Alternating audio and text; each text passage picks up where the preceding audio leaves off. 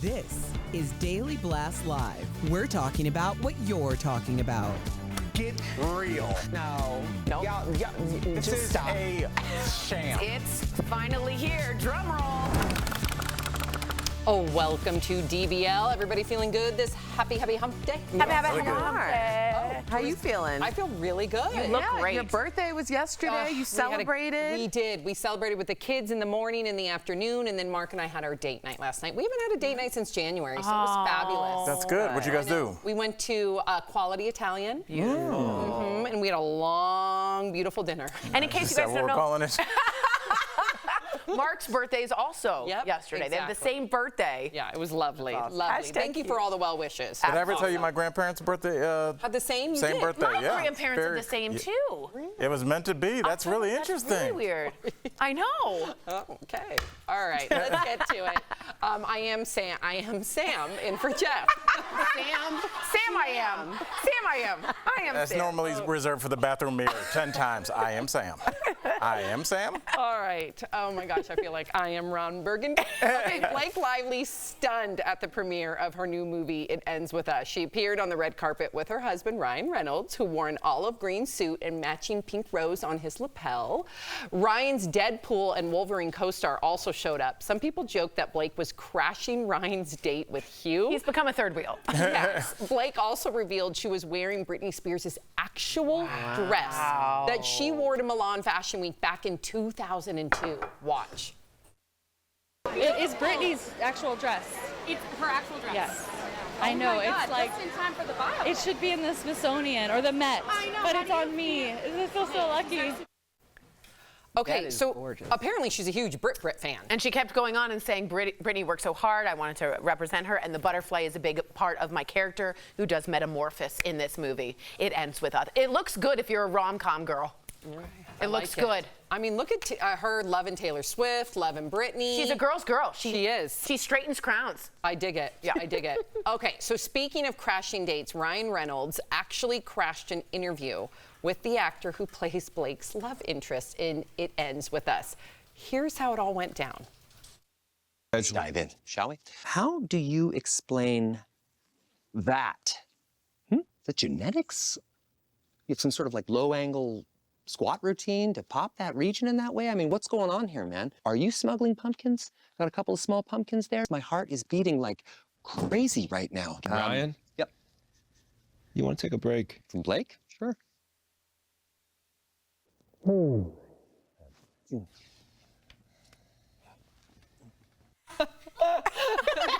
That is so cute. Apparently, before we get into discussion, Hugh Jackman showed up too. Again. Again? This guy, ever since his divorce, he's with someone. It's great, but he has a community. He sticks with them. Can we see it? Yeah.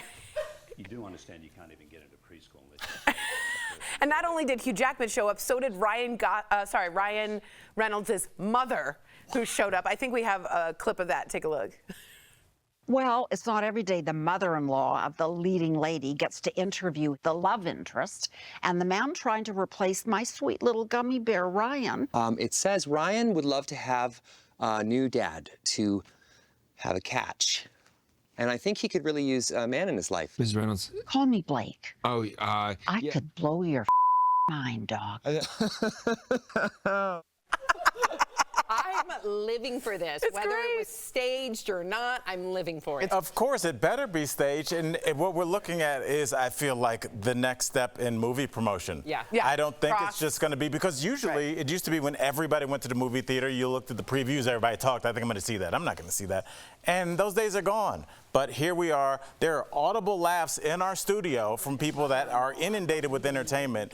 That is a great promo. It seems off the cuff, even if it's not. Totally. And I think that they got something here, And- because this Yeah. lets people know this movie exists. Exactly. And Deadpool and Wolverine, now you're getting that cross with this. It's fantastic. Right. Brilliant minds. Love it. All right, so we're going to talk about Denise Richards, because she's trying to convince Tori Spelling to join the adult website OnlyFans after Tori joked about going on the subscription-based site to pay for her kids' college tuition. Take a look.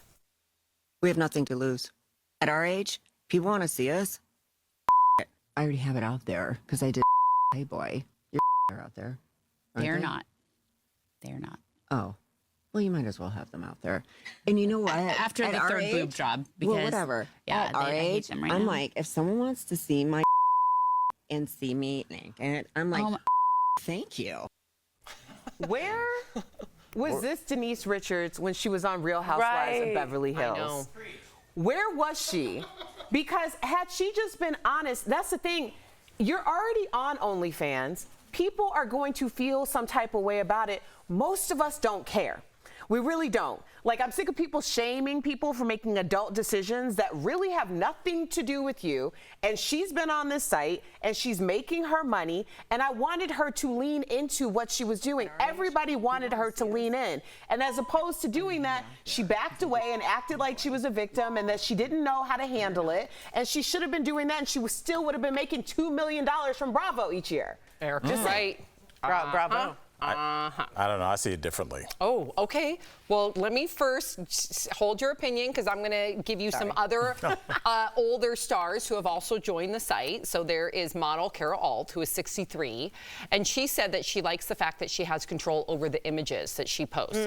Baywatch You could say star. that about Instagram. Okay, Baywatch star Carmen Electra, who's 52, says being on OnlyFans makes her feel like she's the boss. And Drea De Matteo from The Sopranos, who's also 52, says she joined the site out of desperation, but says it now has allowed her to take care of her family. Go for it, Albert. I don't know. I just look at it as marketing. First of all, you know me, Tori. I'm like the lighting in the Denise Richards, the shadows. Just move two lights. Yes, you need one coming from the bottom. But I will just say this. Everything is a storyline. And you have fans that do want to see you in lured positions. So what are you going to do for them? You want to create a storyline where either one of the two things is true. One, you've been suppressed sexually and you can't wait to show that, or you're kind of playing coy, like, I don't know, you'll have to log on. But you can't just, it's nothing sexy about saying, I didn't want to do it, I just did it for the money. Like, if you're trying to get as many people as possible, and these are super fans that have been looking at you for decades now, that no matter how we feel about them, there are people that are fans. You know, so give them something to look forward to, so they will pay in tears. So that's Al's concerned about the marketing aspect. Absolutely. Of Denise Richards' message. Give me That's what I heard. That's what I think I heard. That's exactly. I thought you were going to be mad about the OnlyFans. No. Oh, I see. OnlyFans is just a platform to get people to pay to see what you are going to do. Right. So you have to give them a reason to come and a reason to stay. This is what we're missing about OnlyFans is a platform to get people to pay to see what you're going to do. But what's interesting about these women is that other people have been making the most money off of what they've been doing throughout their career. So OnlyFans is giving them the autonomy to actually be the creator, the benefactor, all of those things of things that they already said. They're already out there. How much do you think they got paid for Playboy? Is that money still around? Like, somebody else profited off of that. So it's giving the autonomy back to the creator. And they're fumbling it. Yeah. You don't like the lighting. I didn't like the lighting, and I didn't like the message. He wanted like, you have to to be, bring me, if we wanted to be brought in, like a fish and reel him in. If you were going to do like a stir the tea, spill the tea kind of podcast, you wouldn't just be like, just log on and listen. You'd be like, if you are going to get the inside scoop, I cannot say it here, but check it out. You have to bring people in. Sell me. I do think she's got plenty of fans. I think people are watching. OnlyFans. Yeah, I would agree with that. I think she's okay. She's fine. Coming up on DBL, we're talking about Michaela Skinner calling for an end to online threats and bullying amid her feud with Simone Biles. Plus, our interview with McSteamy himself, Eric Dane. He tells us all about his craziest Grey's Anatomy fan encounter.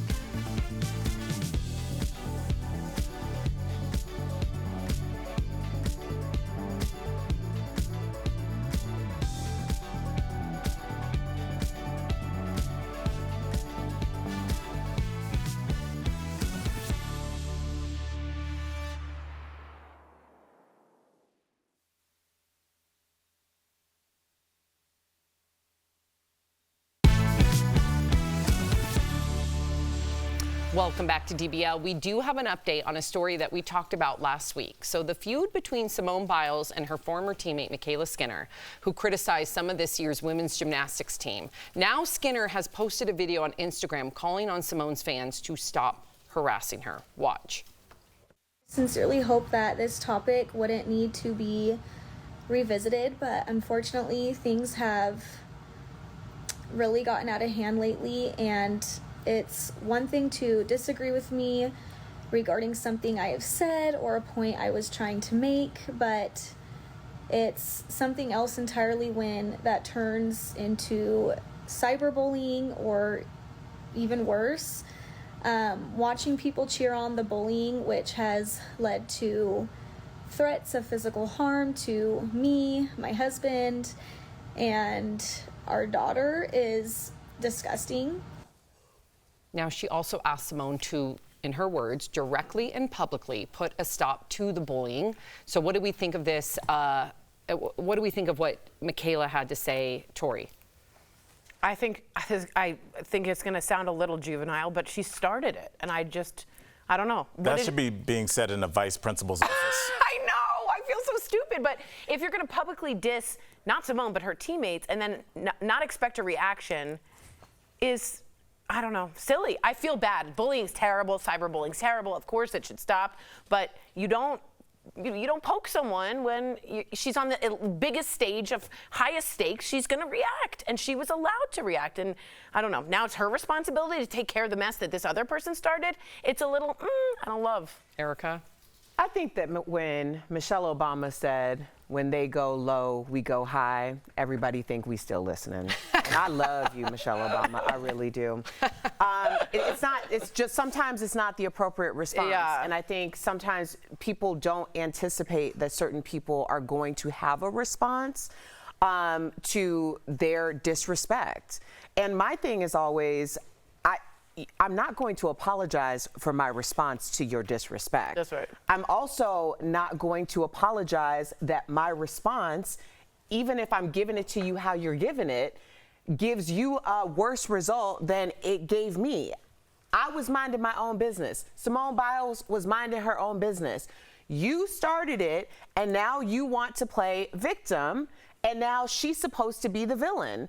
And I just don't like to see this narrative play out that way. Had Simone Biles started it, we'd be having a completely different conversation. So I do not condone bullying for children. I do not condone bullying for adults. But I think people have to be really mindful when they're running their mouth that you don't want your mouth to write a check that your ass can't cash. Yeah, that's better than she started it.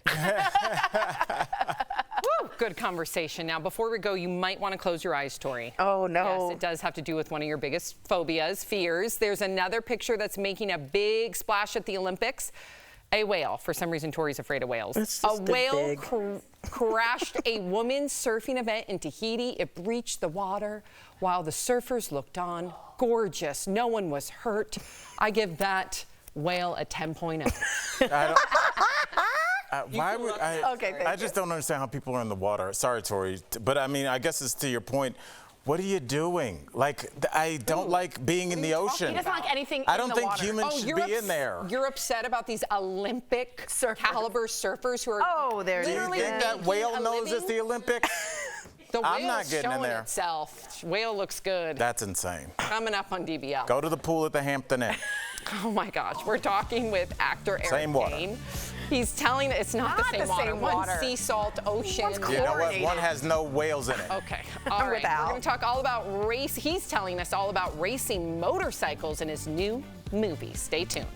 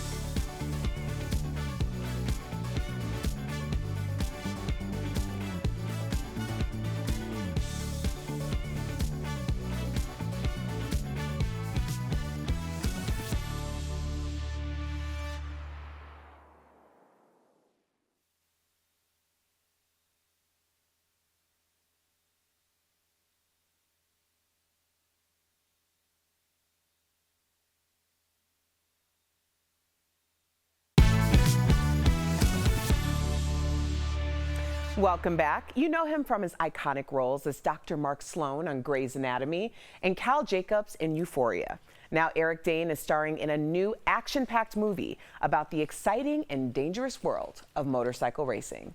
Earlier, we talked to him all about it. Check it out. Please welcome to the show, Eric Dane. Yes. Hello, hello. How are you? Eric, we're doing great. Great to meet you. Let's jump right in because in this movie, your character teaches his son how to race motorcycles. So did you ever ride before shooting this? I had an audition way back in the day and I pretended I knew how to ride a motorcycle, but I didn't get it because I didn't know how. Was that in your special skills section right next to playing the trumpet and riding horses? Juggling all of it. Yeah. No, I had ridden motorcycles a lot. I owned a few, which I sold when my firstborn came into this world. But I love riding bikes. I love riding bikes and had a great time taking advantage of however much time I could sit on the bike as possible. In this movie and in Euphoria, you play a dad that has a strained relationship with his kid, really kind of every dad's nightmare.